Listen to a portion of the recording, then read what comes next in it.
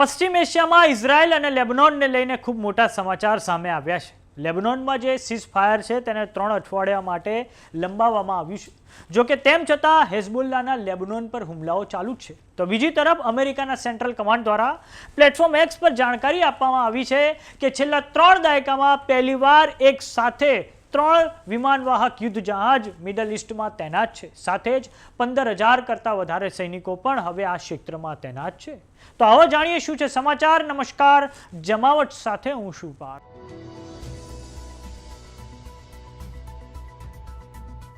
અમેરિકાનો સૈન્ય જમાવડો પશ્ચિમ એશિયામાં હાલમાં સૌથી વધારે છે. ત્યારે ઇઝરાયલ અને લેબનોન વચ્ચે જે સીઝ ફાયર થયું હતું તેને હવે 3 અઠવાડિયા માટે એક્સટેન્ડ કરવામાં આવ્યું છે. અને હવે વ્હાઇટ હાઉસમાં ડોનાલ્ડ ટ્રમ્પ દ્વારા મીડિયા સમક્ષ પ્રતિક્રિયા આપતી વખતે જાહેરાત કરવામાં આવી છે કે લેબનોન અને ઇઝરાયલના મોટા અધિકારીઓ સાથે મારી બેઠક થઈ છે. લેબનોનના રાષ્ટ્રપતિ અને ઇઝરાયલના વડાપ્રધાન આવનારા સમયમાં વ્હાઇટ હાઉસ આવી શકે છે. તેઓ વધારાના 3 અઠવાડિયા માટેના સીઝ ફાયર માટે રાજી થયા છે. આ બંને દેશો પડોશીઓ છે, પરંતુ એકબીજા જોડે ક્યારેય નથી મળ્યા. આપને જણાવી દઈએ દર્શક મિત્રો કે ઇઝરાયલ અને લેબનોન વચ્ચે અગાઉ પણ સીઝ ફાયરની જાહેરાત કરવામાં આવી હતી. બંને તરફથી ગોળીબાર પરંતુ થતો જ રહે છે અને બંને દેશો એકબીજા પર સીઝ ફાયરના ઉલ્લંઘનના આરોપો પણ લગાવે છે. જો કે ઇઝરાયલનું કહેવું છે કે તેની કોઈ સીધી દુશ્મની લેબનોનના સામાન્ય લોકો સાથે નથી, પરંતુ હેઝબુલ્લાની સાથે છે. હેઝબુલ્લા આખા લેબનોનમાં ફેલાયેલું છે અને હેઝબુલ્લાને હથિયારો હોય, લોજિસ્ટિક હોય, આ ઉપરાંત ફાઇનાન્સની મદદ હંમેશાથી ઈરાન કરતું આવ્યું છે.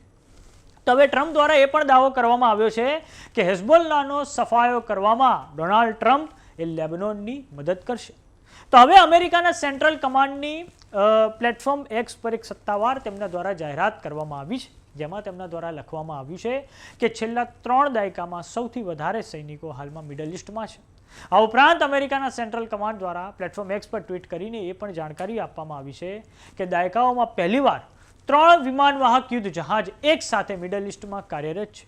USS Abraham Lincoln, USS Gerald R Ford, USS George W Bush, જેમાં 200 એરક્રાફ્ટ અને 15,000 જેટલા સૈનિકો તૈનાત છે. હવે આપણે નજર કરીએ સેન્ટ્રલ કમાન્ડની એ સત્તાવાર પોસ્ટ પર. તો દર્શક મિત્રો, અમેરિકાના સેન્ટ્રલ કમાન્ડ દ્વારા જાહેરાત કરવામાં આવી છે કે હાલમાં મિડલ ઇસ્ટમાં 3 વિમાનવાહક યુદ્ધ જહાજ છે અને એમના દ્વારા જ આ ચાર્ટ પોસ્ટ કરવામાં આવ્યો છે. એક તો યુએસએસ અબ્રાહમ લિંકન છે, આ યુએસએસ ગેરાલ્ડ આર ફોર્ડ છે અને યુએસએસ જ્યોર્જ ડબલ્યુ બુશ છે. આ ત્રણેય જહાજ પર ટોટલ 200 કરતાં વધારે જે મિલિટરી એરક્રાફ્ટ એની પર તૈનાત છે, જેમાં અલગ અલગ એમણે એ પણ કહ્યું છે કે કયા કયા વિમાનો, લડાકુ વિમાન એની પર તૈનાત છે. તો સુપર હોર્નેટ વિમાનો છે, E-18G ગ્રોવર વિમાનો છે, F-35C લાઇટનિંગ 2 વિમાનો છે. આ પછી અલગ અલગ પ્રકારના એરબોર્ન અર્લી વોર્નિંગ એરક્રાફ્ટ પણ ત્યાં તૈનાત છે. ગ્રે હાઉન્ડ પેલું એક કેરિયર ઓનબોર્ડ ડિલિવરી એરક્રાફ્ટ છે. આ ઉપરાંત સી હોક નામનું જે હેલિકોપ્ટર છે, મલ્ટી રોલ હેલિકોપ્ટર, તે પણ તૈનાત છે. અને એક કેરિયર ઓનબોર્ડ ડિલિવરી એરક્રાફ્ટ પણ અહીંયા આ જે વિમાનવાહક યુદ્ધ જહાજ છે તેની પર તૈનાત છે.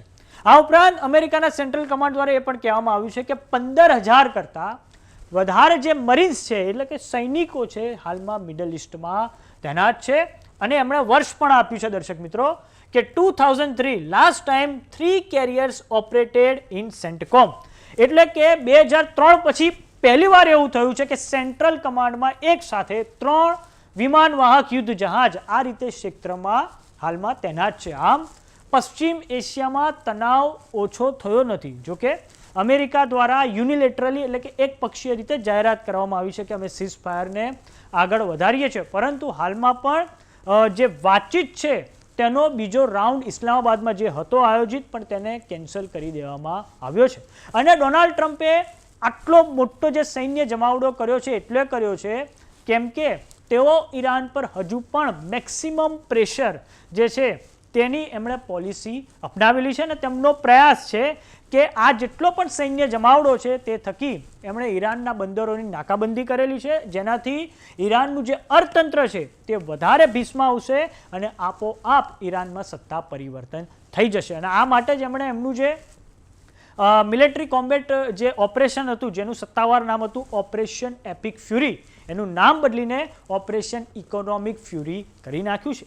તો જોવાનું એ રહે છે કે ડોનાલ્ડ ટ્રમ્પની આ રણનીતિ કેટલી સફળ થાય છે. તો સમાચારોમાં અત્યારે બસ આટલું. જોતા રહો જમાવટ.